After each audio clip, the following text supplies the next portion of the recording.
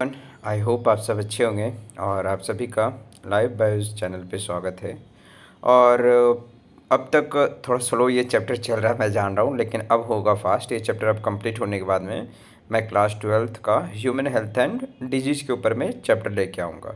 ठीक है, तो चलिए हम लोग ज़्यादा देर नहीं करते हैं, इस टॉपिक को ख़त्म करते हैं, न्यूक्लियस को, क्रोमोसोम को यहाँ पे पढ़ करके, और फिर आगे बढ़ते हैं हम लोग। ठीक है, तो और हाँ, दूसरी चीज़ ना कि जब वीडियो देख रहे हैं, अगर आपने खोल लिया वीडियो, आपको पहले पूरा वीडियो देखना है, इससे पीछे का लेक्चर को देखना है, तो आप फास्ट फॉरवर्ड करके आप देख सकते हैं और फिर कंटिन्यू कर सकते हैं। ठीक है, और वीडियो अच्छा लगता है, समझ में आ रहा तो दोस्तों के साथ में शेयर कीजिए और चैनल को सब्सक्राइब ज़रूर कीजिएगा। ठीक है, हमारे साथ में जुड़िए एक तरीके से। ठीक है, हमें सपोर्ट आप कर सकते हैं जुड़ करके। ओके, और एक बार, ठीक है, पूरा लेक्चर को जब भी लेक्चर शुरू करते हैं बीच में देखना, या फिर अब मान के चले बीच टॉपिक से देख रहे हैं, अगर आप पहले का पढ़ चुके तो अच्छी बात है। अदरवाइज क्या है कि आपको शुरू से लेक्चर देखना मतलब ज़्यादा एक इम्पॉर्टेंट हो जाता है, जिससे आपको वो थोड़ा बेसिक या थोड़ा जो भी चीज़ टॉपिक्स पढ़ रहे होते हैं वो पता चलता होता है। ठीक है, वो समझ में आ रहा होता है। ठीक है ना, तो चलिए हम लोग न्यूक्लियस टॉपिक पे अभी हम लोग क्या है इसको शुरू करते हैं, न्यूक्लियस टॉपिक। और आज हम लोग थोड़ा डायग्राम को बनाते हुए, डायग्राम को ड्रॉ करते हुए खुद से चलेंगे, और आपको भी ड्रॉ करना है। ठीक है ना, ओके, ठीक है, चलिए तो अब हम लोग शुरू करते हैं। तो जैसा आपको पता होगा कि न्यूक्लियस जो है वो क्या है, सेल ऑर्गेनेल का, ठीक है, वाज फर्स्ट डिस्क्राइब, यानी कि ये भी एक सेल ऑर्गेनेल, न्यूक्लियस भी क्या एज अ सेल ऑर्गेनेल है। और इसको सबसे पहले डिस्क्राइब करने वाले कौन थे साइंटिस्ट, रॉबर्ट ब्राउन। ठीक है, कब, 1831। तो ईयर अगर यहाँ पे दिया हुआ है तो ये चीज़ इम्पॉर्टेंट हो जाता है। और दूसरा चीज़ की letter, the material of a nucleus, nucleus के अंदर में मटेरियल जिसको स्टेन करके, बेसिक डाई से स्टेन करके इसका नाम दिया गया था क्रोमैटिन। क्या दिया गया था, क्रोमैटिन। किन के द्वारा, फ्लेमिंग के द्वारा। ठीक है, फ्लेमिंग के द्वारा स्टेन करने के बाद में इसका जो नाम पड़ा वो क्या पड़ा, क्रोमैटिन पड़ा। ठीक है, इसको क्या बोला गया, क्रोमैटिन। ठीक है ना, ये चीज़। और दूसरी चीज़ की ये बोला जा रहा है यहाँ पे कि न्यूक्लियस को अगर आपको देखना है तो nucleus, the interphase nucleus, nucleus of cell when it is not dividing. यानी कि अगर आपको न्यूक्लियस को अच्छे से स्टडी करना है तो आपको इंटरफेज में इसको देखना होगा। याद है ना, सेल साइकिल और सेल डिवीजन में एक फेज आता है जिसको हम लोग बोलते हैं इंटरफेज। ठीक है, क्या बोलते हैं उसको हम लोग, इंटरफेज। तो इंटरफेज में आप इसे अच्छे से देख सकते हैं, वहाँ पे इलाबोरेट कर सकते हैं। ठीक है, और इसमें इसके अंदर में न्यूक्लियो प्रोटीन एक फाइबर होता है जिसको हम लोग क्रोमैटिन कहते हैं। न्यूक्लियो फाइबर प्रोटीन होता है जिसको हम लोग क्या कहते हैं, क्रोमैटिन। अच्छा, ये सब हटाइए, हम लोग अब खुद से ड्रॉ करके इसको समझते हैं। ठीक है, तो चलिए पेन और पेंसिल ज़रूर निकालिएगा और हम लोग क्या है ड्रॉ करना शुरू करते हैं। ठीक, ओके, देखिए अब हम लोग बनाना शुरू करते हैं यहाँ पे। ठीक है, सबसे पहले कलर सेलेक्ट, हाँ, अब इत्मीनान से देखिएगा और ड्रॉ कीजिएगा। ठीक है, सबसे पहले हम लोग बना रहे हैं इसका न्यूक्लियस का आउटर मेम्ब्रेन। ठीक है, क्या बना रहे हैं हम लोग, इसका आउटर मेम्ब्रेन। और ये इसके साथ में, न्यूक्लियर मेम्ब्रेन के साथ में क्या चिपका रहता है, बाहर में इसका एंडोप्लाज्मिक रेटिकुलम, इस तरीके से।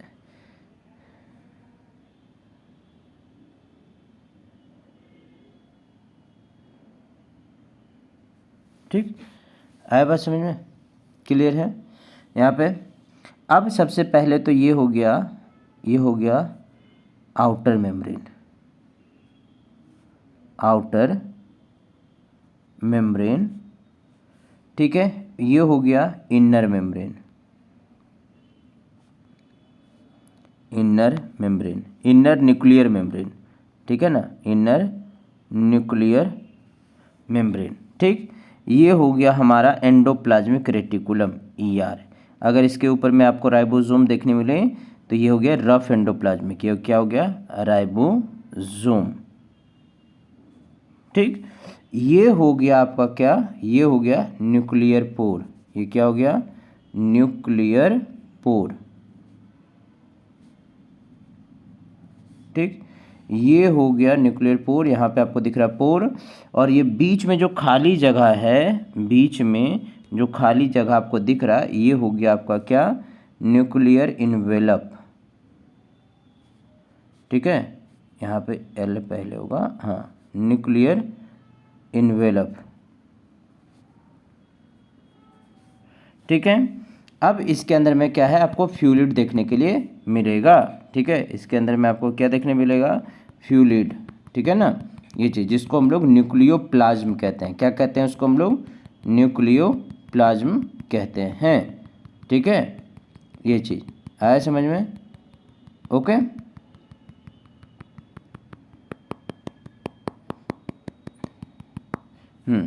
ये हो गया हमारा क्या, न्यूक्लियोप्लाज्म।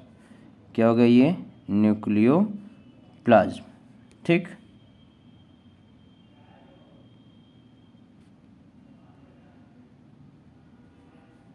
न्यूक्लियोप्लाज्म। ठीक, अब इसमें आपको क्या है, फाइन थ्रेड के जैसा, ठीक है ना, फाइन थ्रेड के समान आपको एकदम पतला पतला पतला पतला लंबा लंबा आपको क्या है, थ्रेड के समान ऐसे स्ट्रक्चर दिखेगा, मैट लाइक स्ट्रक्चर। क्या है, मैट लाइक ये स्ट्रक्चर आपको दिख रहा है। ये क्या दिख रहा है, मैट लाइक स्ट्रक्चर।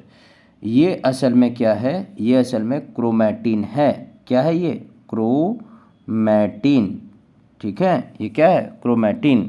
ठीक, आया बात समझ में। हम जो बोल रहे हैं उस पर ध्यान दीजिएगा और जो लिख रहे हैं उस पर ध्यान दीजिएगा। अगर स्पेलिंग यहाँ पे थोड़ा आपको डिफर लग सकता है क्योंकि स्क्रीन पे लिखने में थोड़ा सा डिफ़िकल्ट होता है फिंगर से, ओके। चलिए, फिर आपको इसमें क्या दिखेगा, आपको इसमें दिखेगा न्यूक्लियोलस। ठीक है, क्या दिखेगा आपको इसमें, न्यूक्लियोलस। ये आपको दिखेगा डेंस बॉडी। ये क्या है, ये डेंस बॉडी है जो कि आरएनए का सिंथेसिस करता है, राइबोसोम को यही बनाता है। कौन बनाता है, यही न्यूक्लियोलस। इसे हम लोग क्या कहते हैं, न्यूक्लियोलस, न्यूक्लियोलस। ठीक है, ये हो गया न्यूक्लियोलस। और कुछ छूट रहा है इसमें ये हो गया हमारा न्यूक्लियस का स्ट्रक्चर। क्या हो गया इसमें हमको देखने मिला, न्यूक्लियस का स्ट्रक्चर। और क्रोमैटिन कुछ और नहीं है, यही डीएनए है। यही क्या है, डीएनए। ठीक है, ये क्या है, डीएनए। आ रहा बात समझ में। ये मैट लाइक स्ट्रक्चर जो अभी क्या है, ये मैट लाइक स्ट्रक्चर आपको दिख रहा है, चटाई के समान, मैट लाइक स्ट्रक्चर। ठीक, ये हो गया यहाँ पे। आया बात समझ में, ये चीज़, ये पूरा स्ट्रक्चर आपको समझ में आया। उम्मीद करते हैं आपको इसमें पता चला होगा कि आउटर मेम्ब्रेन, इनर मेम्ब्रेन।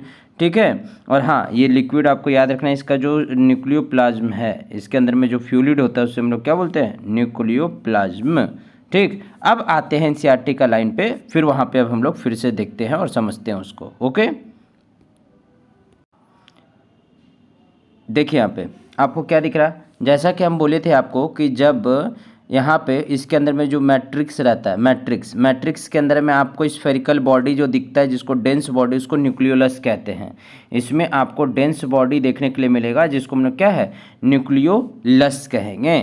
ठीक है, और इसे हम लोग न्यूक्लियस को क्या चीज़ है, इलेक्ट्रॉन माइक्रोस्कोप से ही देख सकते हैं। इसमें न्यूक्लियर इन्वेलप, इसके बीच में जैसे ये क्या हो गया ना, अगर हम इसकी बात करें, अगर हम इसमें बात करें, ठीक है, इसके इन्वेलप की, ऐसे ये इन्वेलप ऐसे बनाता है, इस तरीके से इधर ऐसे, ये ऐसे, ये ऐसे। ठीक है, मतलब एक तरीके से बीच में जो स्पेस रहता है ना, उसी को न्यूक्लियर इन्वेलप हम लोग कहते हैं। ये बीच वाला क्या हो गया, ये बीच में जो खाली जगह है उसको हम लोग न्यूक्लियर इन्वेलप कहते हैं। ठीक है, ये बीच में जो खाली जगह है इसको हम लोग न्यूक्लियर इन्वेलप ही कहते हैं। ठीक, ये चीज़। साथ में यहाँ पे देखिए क्या बोल रहा है, वो स्पेस को, जो बीच में स्पेस होता है, बीच में जो स्पेस होता है उसे हम लोग पेरी न्यूक्लियर स्पेस कहते हैं, असल में इस बीच में। और ये पूरा को मिला करके न्यूक्लियर इन्वेलप कह रहे हैं, बीच में जो स्पेस होता है ना उसको पेरी न्यूक्लियर स्पेस कहते हैं। क्या कहते हैं उसको, पेरी न्यूक्लियर स्पेस कह रहे हैं। ठीक है, ये चीज़ असल में न्यूक्लियर इन्वेलप ये पूरा को कहते हैं, nuclear envelope, outer membrane, inner membrane दोनों को कह रहे हैं। इसमें जो आपको जिस तरीके से आपको साइटोप्लाज्म दिखता है, उसी तरीके से न्यूक्लियस के अंदर में भी क्या होता है, present material inside nucleus and that of cytoplasm, जो कि इसका साइटोप्लाज्म है। और इसको हम लोग क्या बोलते हैं, इसके साइटोप्लाज्म को हम लोग क्या बोलते हैं, इसके साइटोप्लाज्म को हम लोग कहते हैं यहाँ पे जनरली न्यूक्लियोप्लाज्म, ठीक है। ये चीज़ देखिए यहाँ पे material present inside nucleus and that of cytoplasm, जो कि साइटोप्लाज्म में न्यूक्लियस प्रेजेंट है। आउटर मेम्ब्रेन में आपको क्या सटा हुआ दिखेगा, एंडोप्लाज्मिक रेटिकुलम, अभी बना के बताए थे। और एंडोप्लाज्मिक रेटिकुलम के आपके एंडोप्लाज्मिक रेटिकुलम के ऊपर में क्या देखने मिलेगा, राइबोसोम। और पेरीन्यूक्लियर इन्वेलप जो है वो इंटरप्ट, उसके बीच बीच में आपको माइन्यूट पोर्स देखने मिलेगा, जिसे हम लोग क्या कहते हैं, न्यूक्लियर पोर कहते हैं। और न्यूक्लियर पोर से ही निकल करके क्या बाहर आता है, mRNA। क्या बाहर आता है, mRNA, जो कि बताए थे कि mRNA न्यूक्लियर पोर से, mRNA को कौन बनाता है, न्यूक्लियस ही बनाता है। तो न्यूक्लियस के अंदर से निकल करके mRNA क्या है, न्यूक्लियर पोर से बाहर निकल के आरएनए के पास में आता है, जो कि क्या है, प्रोटीन मॉलिक्यूल, एक तरह से प्रोटीन सिंथेसिस करवाने में मदद करता है, ठीक। नॉर्मली हर एक सेल पे एक ही न्यूक्लियस आपको देखने के लिए मिलेगा, ठीक है। हर एक में आपको एक ही न्यूक्लियस देखने मिलेगा, हर एक सेल में एक ही न्यूक्लियस आपको देखने के लिए मिलेगा, ठीक। दूसरी चीज़, लेकिन कुछ जीवों में आपको एक सेल से ज़्यादा, ठीक है, एक सेल में एक से ज़्यादा आपको न्यूक्लियस देखने मिल सकता है, ठीक है। ये चीज़ याद रखिएगा।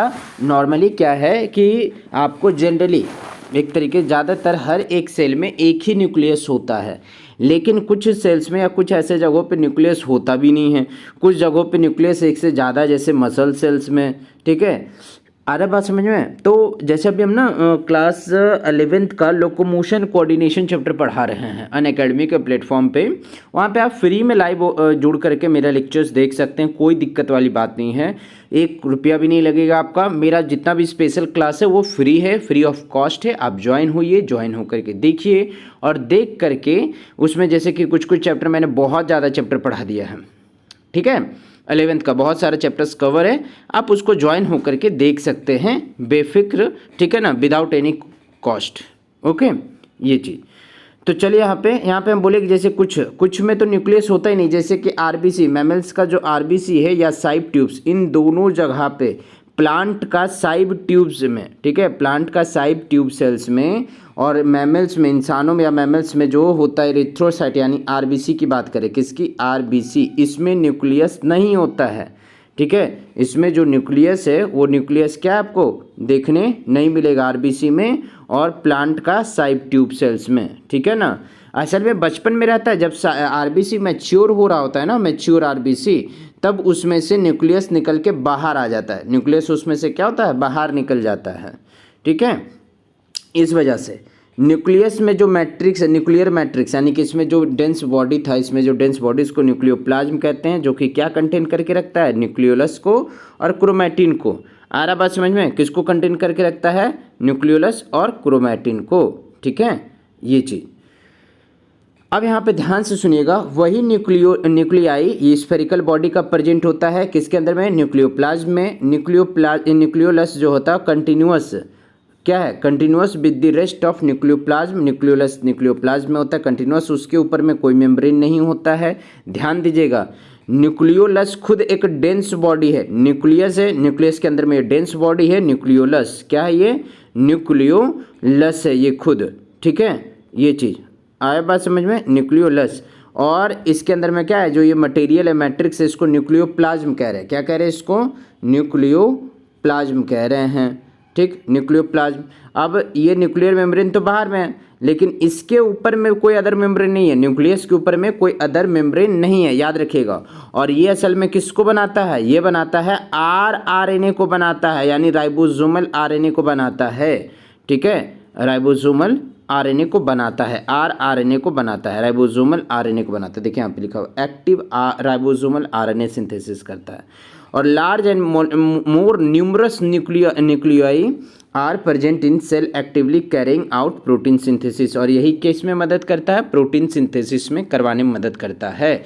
ऑब्वियस सी बात है, न्यूक्लियोलस अगर आरएनए बना रहा है तो आरएनए फिर क्या कर रहा है, यानी राइबोसोमल आरएनए, यानी जो बेसिकली आरएनए से फिर क्या बनता है, राइबोसोम,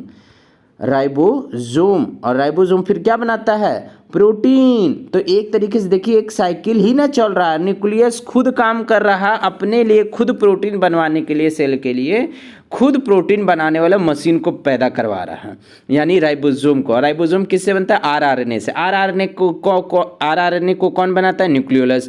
न्यूक्लियोलस कहाँ प्रेजेंट है? न्यूक्लियस के अंदर में प्रेजेंट है ना? इंटरेस्टिंग यही चीज, ठीक है, ओके। चलिए अब बात करते हैं हम लोग क्रोमोसोम को। अब याद होगा कि क्रोमोसोम जो सेल साइकिल और सेल डिवीजन जब करता है, ठीक है, जब सेल डिवीजन करने वाला होता है, सेल डिवीजन करने वाला होता है, तब ये राइबोसोम का, ये क्रोमोसोम का फॉर्मेशन होता है। ये मतलब जो बिखरा हुआ इसमें जो था ना क्रोमैटिन फाइबर्स, बताया था आपको क्रोमैटिन फाइबर्स इस तरीके से ये डेंस हो जाता है, इस तरीके से क्या ये डेंस हो जाता है, ऐसे डेंस हो जाता है, ऐसे बॉडी बना लेता है, डेंस बॉडी। समझ में आ रहा है? ये डेंस बॉडी, अब बीच में यहाँ पे ये सेंट्रोमेयर रहता है, ऐसे डेंस बॉडी बनेगा, ठीक है, ऐसा ही डेंस बॉडी बनता है जो कि क्रोमोसोम के फॉर्म में ऐसे आपको दिखेगा, ठीक है। आया बात समझ में? चलिए इसका स्ट्रक्चर्स देखते हैं और तब फिर हम लोग समझते हैं इसको, ठीक है, ये चीज़, ओके। देखिए यहाँ पे आपको दिख रहा होगा ये स्ट्रक्चर ऑफ न्यूक्लियस, क्या दिख रहा है इसमें? Structure of nucleus. ये दिख रहा है आपको न्यूक्लियर इन्वेलप, ठीक है, आपको ये दिख रहा होगा यहाँ पे न्यूक्लियर इन्वेलप, ठीक है, ये चीज़ न्यूक्लियर इन्वेलप, ओके। ये बीच में आपको न्यूक्लियर पोर, सेंटर में न्यूक्लियोलस, ये क्रोमैटिन इसमें जाला के समान ऐसे ऐसे फैला हुआ है, मैट लाइक स्ट्रक्चर क्रोमैटिन जिसको बोल रहे हैं। यहाँ पे भी देखिए ये सेंटर में न्यूक्लियोलस हो गया, डेंस बॉडी है, ठीक है। ये क्रोमैटिन है जो देखिए यहाँ पे बिखरा हुआ, ये पूरा पूरा बिखरा हुआ है ना, ये जाल के जैसा, ये कंडेंस होगा भी, ठीक। ये देखिए बीच में न्यूक्लियर इन्वेलप आपको दिख रहा है, ये जगह, ये हो गया आउटर मेम्ब्रेन और इनर साइड वाला ये हो गया इनर मेम्ब्रेन, ठीक है, ये हो गया इनर मेम्ब्रेन, ठीक है, और ये क्या हो गया? आउटर मेम्ब्रेन हो गया, ठीक है, आउटर न्यूक्लियर मेम्ब्रेन हो गया, और ये इनर न्यूक्लियर मेम्ब्रेन हो गया, और ये न्यूक्लियर पोर आपको दिख रहा होगा, ये न्यूक्लियर पोर दिख रहा है कि नहीं दिख रहा है? Nuclear pore. और देखिए इसी के साथ में सटा हुआ आपको क्या दिख रहा है? ये एंडोप्लाज्मिक रेटिकुलम ER, और इसके बॉडी पे आपको क्या दिख रहा है? राइबोसोम दिख रहा है। क्या दिख रहा है? राइबोसोम। अच्छा, एंडोप्लाज्मिक रेटिकुलम ही जब कंडेंस होता है तो ये किस में क्या बनाता है? ये क्रोमोसोम बनाता है। क्या बनाता है? ये क्रोमोसोम, ठीक है, ये चीज़ आ रहा बात समझ में? देखिए जब ये क्रोमोसोम बनेगा तो आपको कुछ ऐसा दिखेगा, क्या दिखेगा? ये क्रोमोसोम। आ रहा बात समझ में? एक चीज़ क्लियर है? और यही क्रोमोसोम में देखिए यहाँ पे ये बीच में होता है क्या? बीच में होता है सेंट्रोमेयर, बीच में होता है सेंट्रोमेयर, ठीक है। ऊपर वाला हिस्सा को हम लोग बोलते हैं P आर्म और नीचे वाला हिस्सा को बोलते हैं Q आर्म। होता क्या है ना कि यही जो आपको क्रोमैटिन था, ये क्रोमैटिन ऐसे कंडेंस हो जाता है, ऐसे कंडेंस होकर के ये क्रोमोसोम बना देता है ऐसे। ये इसमें धागा लपटा हुआ है, इसमें क्या लपटा हुआ है? धागा। और क्रोमैटिन ही क्या है? यहाँ पे DNA है, ये देखिए ये क्रोमैटिन इसमें से निकल रहा है ना, ये क्रोमैटिन, ये दिख रहा है आपको, पता चल रहा है यही तो है DNA। ये क्या है असल में? DNA है। क्या है ये? DNA। और यही क्रोमैटिन इसमें कंडेंस होकर के, कंडेंस मतलब समझ रहे, गठरी होकर के, ऐसे गट्ठा मतलब ऐसे एक तरीके से पूरा कॉइल हो जाना, हाईली कॉइल ऐसे स्टोर हो जाता। तो ऊपर वाला यही क्रोमोसोम का ऊपर वाला एकदम टॉप वाला सिरा, दोनों का टॉप का सिरा को, हेड को हम लोग क्या बोलते हैं? टेलोमेयर। नीचे में भी उसको टेलोमेयर कहेंगे। फिर इसको हम लोग कहेंगे Q आर्म, और इसको ऊपर वाला को कहेंगे P आर्म, और बीच वाला को कहेंगे सेंट्रोमेयर। बीच वाला को क्या कहेंगे? सेंट्रोमेयर कहेंगे, ठीक है। आया बात समझ में? अब ये चीज़ क्लियर हो गया। अब देखिए यहाँ पे एक और स्ट्रक्चर, ये स्ट्रक्चर देखिए यहाँ पे,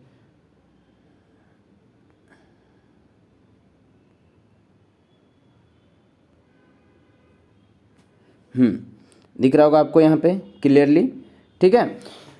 अब देखिए ये दिख रहा है राइबोसोम, ये एंडोप्लाज्मिक रेटिकुलम दिख रहा है ना, ये न्यूक्लियस के साथ में चिपका, ये न्यूक्लियर पोर आपको दिख रहा, ये देखिए न्यूक्लियर इन्वेलप दिख रहा, न्यूक्लियर लैमिला, यानी कि ये अंदर में न्यूक्लियर लैमिला हो गया, बीच में न्यूक्लियोलस, क्रोमैटिन दिख रहा है, ये क्रोमैटिन, यही है क्रोमैटिन, ये पूरा फैला है ना नेटवर्क, ये जाला के जैसा, यही क्रोमैटिन। असल में यही DNA है, यही क्या है? DNA है, जो कि कंडेंस होकर के क्या बनाता है?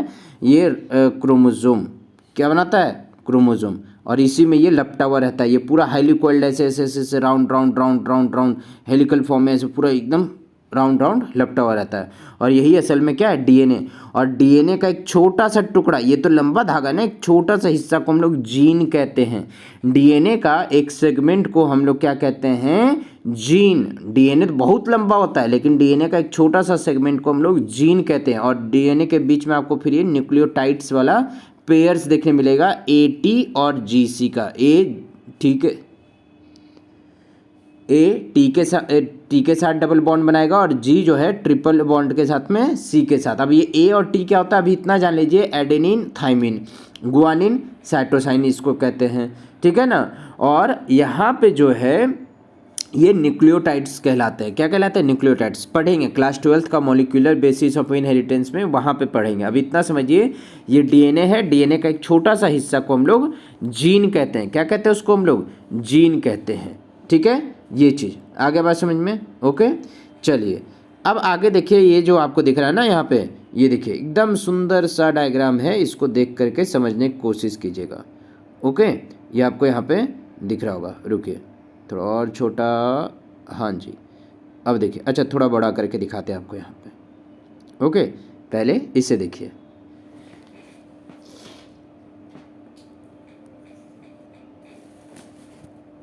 दिख रहा है आपको? ठीक है। अब देखिए यहाँ पे क्या दिख रहा है आपको,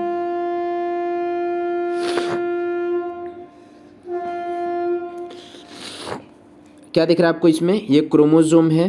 क्रोमोसोम में ये हाईली कोइल्ड सुपर कोइल, ये दिख रहा लपटा हुआ, इस ये सुपर कोइल, ये क्रोमैटिन असल में ये क्या था? ये क्रोमैटिन था, यही क्रोमैटिन था, ये क्रोमैटिन था। अब ये जो क्रोमैटिन है ना, ये लपटाया कैसे भाई? इसमें बंधा कैसे, या ये स्ट्रक्चर कैसे हमको देखने मिला ये क्रोमोसोम में? तो हम बोले ना कि इसमें आपको क्या देखने मिला कि ये हिस्टोन प्रोटीन के साथ में ये लपटा गया। ये दिख रहा है ये क्रोमैटिन, ये हिस्टोन, ये असल में डीएनए का धागा है, हिस्टोन प्रोटीन के साथ में इस तरीके से लपटा गया। और हिस्टोन प्रोटीन यहाँ पे पता है कितना है? यहाँ पे के गो हिस्टोन प्रोटीन मोलिक्यूल है? 8 गो। एक ठोक में कितना है? 8 गो। यहाँ पे भी 8 गो है, 8 है, ठीक है, 8 है। इसीलिए इसको ऑक्टामर हिस्टोन प्रोटीन बोलते हैं। क्या बोलते हैं?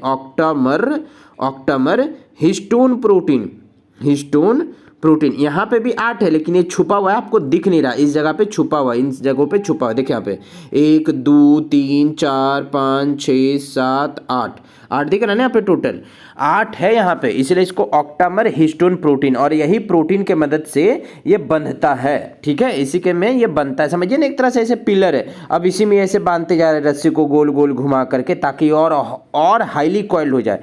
जैसे देखिए रील, धागा जो कपड़ा सीने वाला, उसमें कैसे ऐसे कॉइल होते मदद करता है, एक तरीके से लपटाने में मदद करता है धागा को, वो रील, वो कागज वाला जो टुकड़ा होता है बीच में, वही चीज़, ठीक है। आए बात समझ में? तो ये यहाँ पे, और एक गुच्छा, एक 8 हिस्टोन प्रोटीन में 2 बार ये लपटाता है डीएनए का हिस्सा, उसको न्यूक्लियोसोम कहते हैं। उसको क्या कहते हैं? न्यूक्लियोसोम कहते हैं। देखिए यहाँ पे यही क्रोमैटिन है, ये क्या? क्रोमैटिन। किसके मदद से क्रोमैटिन इसमें लपटाया है, इस क्रोमोसोम में, ये क्रोमैटिन? तो हिस्टोन प्रोटीन के मदद से, हिस्टोन प्रोटीन। और यही हिस्टोन प्रोटीन यहाँ पे क्या है, एक तरीके से हिस्टोन प्रोटीन, कितना हिस्टोन प्रोटीन होता है? 8 गो होता है। 8 गो में ये ऐसे 2 बार लपटाता है, ठीक है। फिर ऐसे थोड़ा दूर गया, फिर 2 गो लपटाया। तो ऐसे एक वाला को हम लोग, एक गुच्छा को, ठीक है, एक ठोक को हम लोग कहते हैं, जिसमें 8 हिस्टोन प्रोटीन मॉलिक्यूल और डीएनए लपटा हुआ रहता है, उसको हम लोग न्यूक्लियोसोम कहते हैं। उसको क्या कहते हैं? न्यूक्लियोसोम कहते हैं, ठीक है। आई बात समझ में? उसको हम लोग न्यूक्लियोसोम कहते हैं, ठीक है। क्या बोलते हैं उसे हम लोग? न्यूक्लियोसोम कहते हैं, ठीक। आगे बात समझ में? यहाँ पे आपको दिख रहा है, फिर ये डीएनए, जब उसमें से हिस्टोन प्रोटीन हटा दीजिए और सिर्फ ये धागा बचेगा, तो इसको हम लोग डीएनए फिर कहते हैं। क्या कहते हैं इसको? डीएनए। और हिस्टोन प्रोटीन प्लस डीएनए, तब हम लोग इसे क्रोमैटिन कहते हैं। क्या कहते हैं? क्रोमैटिन। आया बात समझ में? ठीक है, यहाँ तक ओके। अब देखिए यहाँ पे ये, अब क्रोमोसोम को अब देखते हैं स्ट्रक्चर। चलो ये तो समझ में आ गया कि हमें भाई कि यहाँ पे ये चीज़ होता है। अब अच्छा, इसी में इसे डीएनए लपटा हुआ है, ठीक है। इसी में क्या ये डीएनए इसमें हेलिकली राउंड ऐसे ये लपटा हुआ है, ठीक है। ये इस तरीके से हेलिकली राउंड इस तरीके से लपटा हुआ है, ठीक। अब हम लोग क्या, ये तो देख लें पूरा डिटेल स्ट्रक्चर में, लेकिन अब हम लोग सिर्फ सिंपल क्रोमोसोम देखते हैं, क्रोमोसोम का स्ट्रक्चर को देखते हैं। आपको दिख रहा होगा यहाँ पे, ये ऊपर वाला शिला को हम लोग टीलोमेयर कहते हैं, ऊपर वाला सिर को हम लोग टेलोमेयर, नीचे में भी इसको हम लोग टीलोमेयर कहते हैं, ठीक। आपको एक दिख रहा है यहाँ पे ये सेंट्रोमेयर, यहाँ पे भी दिख रहा है सेंट्रोमेयर ये, ठीक है। ऊपर वाला थोड़ा सा छोटा आर्म होता है तो उसे हम लोग पी आर्म कहते हैं, ऊपर वाला छोटा होता है इसलिए हम लोग इसे पी आर्म, और ये नीचे वाला थोड़ा बड़ा होता है इसलिए हम लोग क्यू आर्म कहते हैं, क्यू आर्म कहते हैं, ठीक। ये आपको बीच में सेंट्रोमेयर दिख रहा है, और सेंट्रोमेयर के किनारे में ना ऐसे सेंट्रोमेयर के किनारे में ऐसे डिस्क शेप का एक स्ट्रक्चर होता है जिसे काइनेटोकोर कहते हैं। क्या कहते हैं उसको हम लोग? काइनेटोकोर कहते हैं, काइनेटोकोर कहते हैं।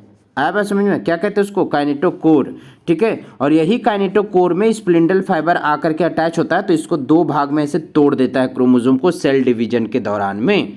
आया बात समझ में? चीज सेल डिवीजन के दौरान में यही काइनेटोकोर में स्पिंडल फाइबर आकर के जुड़ता है और इसको फिर तोड़ देता है। अब क्यों तोड़ता है भाई? क्योंकि देखिए एक सेल जब टूट करके दो सेल में बढ़ता है, जैसे घाव लग गया, आपको चोट लगा या छिला गया, तो वहाँ पर नया सेल का फॉर्मेशन होता है कि नहीं होता है? तो यही अपना न्यूक्लियस को भी डबल करेगा कि नहीं करेगा ऐसे, और दो सेल में यही डॉटर सेल में बदल जाता है, एक सेल से ये दो सेल में से बन जाता है हम ही लोग का, जहाँ पे घाव या जहाँ पे चोट होता है उस जगह पे। तो दो सेल में बढ़ता है, तो ये न्यूक्लियस को बांटता है ना दो में, मतलब बराबर हिस्सा में बांटता है, तो इसलिए बराबर हिस्सा में बांटने के लिए ये जो क्रोमोसोम है ये टूट जाता है, अलग हो जाता है। ठीक, पढ़ेंगे हम लोग सेल साइकिल, सेल डिवीजन में पढ़ेंगे। अभी स्ट्रक्चर देखिए, और एक और चीज याद रखिएगा, जितना आपको सेंट्रोमेयर दिखेगा उतना ही क्रोमोसोम है। ऐसा मत समझिएगा कि यहाँ पे ये दो डंटी है तो इसको दो क्रोमोसोम, नहीं, ये भी एक ही क्रोमोसोम है, और ये भी क्या है, एक ही क्रोमोसोम है। ठीक है, ये भी एक क्रोमोसोम, ये भी एक क्रोमोसोम। क्यों? क्योंकि बीच में आपको सेंट्रोमेयर दिख रहा है। बीच में क्या दिख रहा है आपको? सेंट्रोमेयर दिख रहा है। ठीक है, आया बात समझ में? तो ये दो ठोक है क्या भाई? इसे हम लोग कहते हैं टू सिस्टर क्रोमैटिड्स, इसे भी कहेंगे, इसे वन सिस्टर क्रोमैटिड्स कहेंगे। यहाँ पे एक ही है, ये जो आपको लंबा से ये दिख रहा है ना, ये हो गया सिस्टर क्रोमैटिड्स। ठीक है, ये क्या है? ये सिस्टर क्रोमैटिड्स है। ठीक है, ये क्या है? Sister chromatid. ठीक, और ये जो बीच में आपको दिख रहा है यहाँ पे, ये क्या दिख रहा है आपको? ये सेंट्रोमेयर दिख रहा है। क्या दिख रहा है आपको? ये सेंट्रोमेयर। ठीक है, और याद रखिएगा, तो हम बोले यहाँ पे दो सिस्टर क्रोमैटिड कैसे? ऐसे समझिए, ये जो क्रोमोसोम है ना, इसका वजन 1 किलो है और इसका वजन 2 किलो है। ठीक है, इसका वजन क्या है? 2 kg है। बस वजन ज़्यादा है और कुछ नहीं, क्रोमोसोम नंबर उतना ही है, बस वजन ज़्यादा है, इसलिए डबल हो गया। और यही वजन जब ज़्यादा होता है, बस अमाउंट डबल हो जाता है, तो एक सेल से दो सेल ये टूट जाता है, यानी कि 1 किलो, फिर इसको भी आ गया 1 किलो, 1 किलो इसको भी आ गया। ठीक है, मतलब डीएनए जो है ये पहले डबल हो जाता है, अपने आप को डबल कर लेता है, और डबल करके फिर इसको क्या करता है? दो सेल में बांट करके अलग कर देता है। ठीक है, क्लियर? यहाँ तक समझ में आई बात ये चीज़? ठीक है ना? ओके, चलिए ठीक, अब आगे हम लोग बढ़ते हैं। देखिए यहाँ पे एक स्ट्रक्चर और समझिए कि अगर हम क्रोमोसोम की बात करें यहाँ पे, ठीक है ना, अगर हम क्रोमोसोम की बात करें यहाँ पे, तो आपको एक और चीज़ दिख रहा होगा यहाँ पे कि क्रोमोसोम में क्या होता है ना, कि अगर जो सेंट्रोमेयर है, सेंट्रोमेयर, उसी को हम लोग कहते हैं क्या? Primary constriction. उसी को हम लोग प्राइमरी कॉन्स्ट्रिक्शन भी कहते हैं। ठीक है, सेंट्रोमेयर को ही हम लोग प्राइमरी कंस्ट्रिक्शन भी कहते हैं। और उसके बाद में थोड़ा दूरी पे एक और आपको बीच में अगर गड्ढा दिखा इस तरीके से, यानी सेंट्रोमेयर दिखा, दूसरा सेंट्रोमेयर, ठीक है, तो उसे हम लोग सेकेंडरी कंस्ट्रिक्शन कहते हैं, यानी कि सेकेंड सेंट्रोमेयर ही है ये, बस इसका नाम सेकेंडरी कंस्ट्रिक्शन कहते हैं। ये भी सेंट्रोमेयर ही है, लेकिन ये क्या है? ये है यहाँ पे सेकेंडरी कंस्ट्रिक्शन। ये क्या है यहाँ पे? Secondary constriction. अब आया बात समझ में? एक चीज़ क्लियर है? ये जैसे देखिए यहाँ पे प्राइमरी कंस्ट्रिक्शन, या तो इसको सेंट्रोमेयर कहिए, बात बराबर है। इसको सेकेंडरी कंस्ट्रिक्शन या तो सेकेंड सेंट्रोमेयर कहिए या तो नॉर कहिए। ठीक है, यहाँ पे इसको हम लोग नॉर भी कहते हैं। क्या बोलते हैं? नॉर, नॉन ऑर्गेनाइजिंग रीजन, एक तरह से इसको हम लोग कहते हैं। ठीक है, न्यूक्लियर ऑर्गेनाइजिंग रीजन कहते हैं इसको। ठीक है, न्यूक्लियर ऑर्गेनाइजिंग रीजन। ठीक, ये देखिए, और ये जो छोटा सा बाहर निकल गया, इसे हम लोग सैटेलाइट कहते हैं। क्या कहते हैं इससे हम लोग? सैटेलाइट डीएनए कहते हैं। सैटेलाइट डीएनए, असल में जब धागा ज़्यादा हो जाता है ना, तो ये थोड़ा बाहर निकल आता है इस तरीके से, तो इसको हम लोग सैटेलाइट डीएनए कहते हैं। क्या कहते हैं इसको हम लोग? सैटेलाइट डीएनए कहते हैं। ठीक है, आया बात समझ में? फिर यहाँ पे देखिए, आपको ये बीच में आपको ये दिख रहा है ना, ये ऐसे लंबा सा ये आपको ये जाता हुआ, इससे हम लोग क्या बोलते हैं? क्रोमोनिमाटा। क्या बोलते हैं इसे? क्रोमोनिमाटा। ठीक है, ये क्रोमोसोम का आर्म हो गया, ऊपर वाला हिस्सा को टेलोमेयर, और ये नीचे वाला को भी हिस्सा को टेलोमेयर कहते हैं। लेकिन यहाँ पे बीच में एक और सेंट्रोमेयर जब दिख जाएगा ना, तो उसे कहिएगा सेकेंडरी कंस्ट्रिक्शन या तो नॉर कहिएगा, नॉर रीजन। इसे नॉर रीजन भी बोलते हैं, नॉर रीजन। ठीक, आया बात समझ में? ये चीज़ क्लियर हो गया? चलिए अब एनसीईआरटी के फिगर पे आते हैं हम लोग। ओके, तो चलिए अब हम लोग यहाँ पे देखते हैं, क्या आपको दिख रहा होगा? ये आपको दिख रहा होगा यहाँ पे क्रोमोसोम। ठीक है, वहाँ से हम लोग पूरा स्ट्रक्चर देखने के बाद में अब आते हैं एनसीईआरटी के बुक के लाइन पे, और यहाँ पे आप देखिए फिर से यहाँ पे क्या चीज़, असल में मैं वीडियो रिकॉर्ड कर रहा था, असल में प्ले ही नहीं किया, रिज्यूम ही नहीं किया। बताइए, मैं पूरा वीडियो रिकॉर्ड कर चुका हूँ, मतलब बोल चुका हूँ, लेकिन रिकॉर्ड हुआ ही नहीं। इससे बड़ा और क्या हो सकता है धक्का। चलिए फिर देखते हैं हम लोग। ओके, तो क्रोमोसोम यहाँ पे क्या है कि क्रोमोसोम में आपको क्या देखने मिलेगा, न्यूक्लियोप्रोटीन, जिसको हम लोग कह रहे थे क्रोमैटिन। और ये आपको कब दिखेगा, सेल डिवीजन के दौरान में दिखेगा। क्रोमोसोम कहते हैं उसको, ठीक है। जब एक सेल से ये डिवाइड होकर के 2 सेल में बट रहा होता है, तब हमको क्या है, ये क्रोमोसोम दिखता है। क्रोमोसोम में आपको डीएनए देखने मिलेगा, कुछ हिस्टोन प्रोटीन जिसकी बात किए थे आपको। और हिस्टोन प्रोटीन क्या है यहाँ पे, हिस्टोन प्रोटीन साथ में कुछ आरएनए भी होता है। एक इंसान में आपको क्या है, एक इंसान के अंदर में 2 मीटर उसका जो डीएनए है उसका लंबाई 2 मीटर का देखने के लिए मिलेगा। और 2 मीटर डीएनए को बांधने के लिए कितना नंबर ऑफ क्रोमोसोम बनता है, 46 बनता है। कितना बनता है, 46, ठीक है। और इसके बारे में डिटेल्ड स्टडी हम लोग करेंगे क्लास 12th में, ठीक है। कहाँ पे करेंगे, क्लास 12th वाले चैप्टर में, मॉलिक्यूलर बेसिस ऑफ इनहेरिटेंस, ठीक। अब देखिए यहाँ पे क्या है कि जो डीएनए है, डीएनए में आपको जो सेंट्रोमेयर है उसी को बोलते हैं प्राइमरी कंस्ट्रक्शन, अभी बताए थे आपको फिगर से। और काइनेटोकोर्स किसे कहते हैं, तो हम जैसा बोले थे कि ये हो गया आपका क्रोमोसोम, ये हो गया सेंट्रोमेयर। क्या हो गया, सेंट्रोमेयर, ठीक। इसके ऊपर में आपको डिस्क के समान कुछ ऐसा दिखेगा स्ट्रक्चर, जिसे काइनेटोकोर कहते हैं।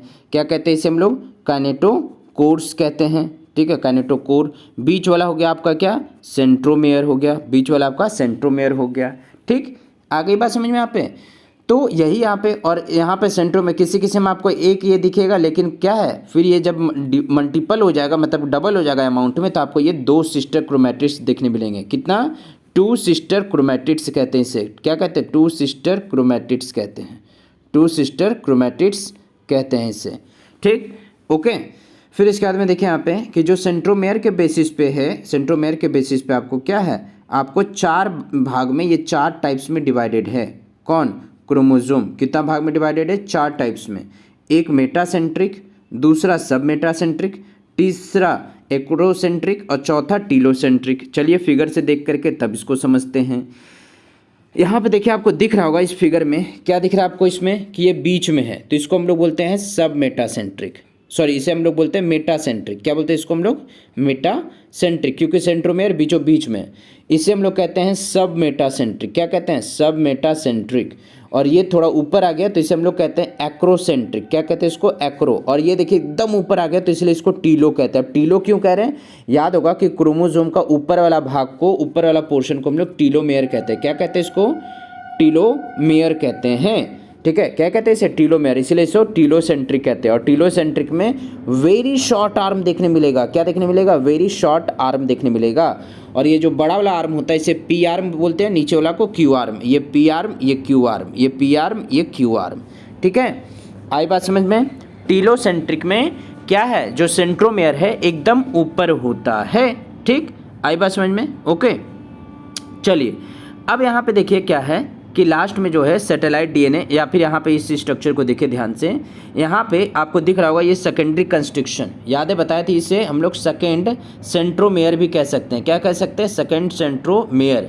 और ये ऊपर वाला हिस्सा को क्या कह रहे हैं, सैटेलाइट, यानी कि थोड़ा सा जो डीएनए इसमें ऐसे लपटा रहा होता है ना, ये चीज़, ये थोड़ा बाहर आ जाता है, तो इसीलिए इसे हम लोग क्या कहते हैं, सैटेलाइट डीएनए कहते हैं। इसको क्या कहते हैं, सैटेलाइट डीएनए कहते हैं, ठीक।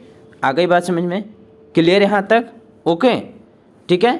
चलिए अब देखिए यहाँ पे क्या है कि देखिए यहाँ पे क्या लिखा हुआ है, सेकेंडरी कंस्ट्रक्शन में आपको क्या देखिए यहाँ पे secondary constriction, non staining secondary constriction आपको देखने मिलेगा कुछ जगह पे, कांस्टेंट लोकेशन पे। और इसी के ऊपर में थोड़ा सा फ्रैगमेंट, एक डीएनए का फ्रैगमेंट बाहर आ जाता है, उसी को हम लोग कहते हैं सैटेलाइट। और यहाँ पे देख लीजिए लास्ट में माइक्रोबॉडीज़, जो कि इसके बारे में बता दिए थे वीडियो में, बट फिर भी यहाँ पे देख लीजिए लास्ट में ये आपको दिख रहा होगा कि मेम्ब्रेन बाउंड माइन्यूट वेसिकल्स आपको देखने मिलते हैं, छोटे छोटे वेसिकल्स, उसी को माइक्रोबॉडीज़ कहते हैं। और इसमें इंजाइम्स आपको देखने मिलता है। और ये मेम्ब्रेन बाउंड होता है, याद रखिएगा, मेम्ब्रेन बाउंड, और ये इंजाइम्स होते हैं इसमें, जो कि कहाँ प्रेजेंट होता है, बोथ प्लांट एंड एनिमल्स में। कहाँ प्रेजेंट होता है, बोथ प्लांट एंड एनिमल्स में, इम्पॉर्टेंट, ओके। तो चलिए ये यहाँ तक चैप्टर ये कंप्लीट होता है। और आपको मैं बता दूं कि मैं एकेडमिक प्लेटफॉर्म पे पढ़ा रहा हूँ, तो आप जा कर के वहाँ पे भी बहुत सारा मैंने चैप्टर ख़त्म किया 11th का, जैसे लोकोमोशन हो गया, एंडोक्राइन सिस्टम वाला चैप्टर हो गया, लास्ट चैप्टर एकदम लास्ट वाला, और सेल साइकिल चैप्टर कंप्लीट हो चुका है। सेल चैप्टर तो यहाँ भी हो गया, वहाँ पर भी मैंने कराया। 12th का भी कुछ पोर्शंस वहाँ पर चल रहा है, जैसे ह्यूमन हेल्थ एंड डिजीज़ का, तो आप ज्वाइन होकर के देख सकते हैं। ठीक है, फ्री ऑफ कॉस्ट है, कोई 1 रुपया नहीं लगेगा, आप आराम से वहाँ पे ज्वाइन होकर के पढ़ सकते हैं। ठीक है, हमारा रेफरल कोड यूज करके ए कुमार बायो, ठीक है, ए कुमार, ठीक है, ए कुमार बायो, ठीक है, ये चीज़ आगे बात समझ में, ये हमारा रेफरल कोड है, आप इस्तेमाल करके इसे पढ़ सकते हैं। ठीक है, तो चलिए हम लोग मिलते हैं नेक्स्ट क्लास में न्यू चैप्टर के साथ में। उम्मीद करते हैं आपको यहाँ तक समझ में आया होगा, एंड आई होप आप सब दुर्गा पूजा की शॉपिंग बहुत खुशी से कर रहे होंगे। ठीक है, पढ़ाई पे भी ध्यान दीजिए, मेहनत कीजिए, और विश यू कि आप सभी को भगवान अच्छे से मार्क्स दिलाए, आप पढ़ने में फोकस रखें और आगे बढ़ें। ठीक है, and happy Durga Puja, and also keep supporting your live bios. ठीक है, हमें भी थोड़ा सपोर्ट करें अपने इस चैनल को, ओके, शेयर करें और भी अदर फ्रेंड्स के साथ में। ठीक है, चलिए मिलते हैं नेक्स्ट क्लास में नेक्स्ट चैप्टर के साथ में, तब तक के लिए take care and bye dear.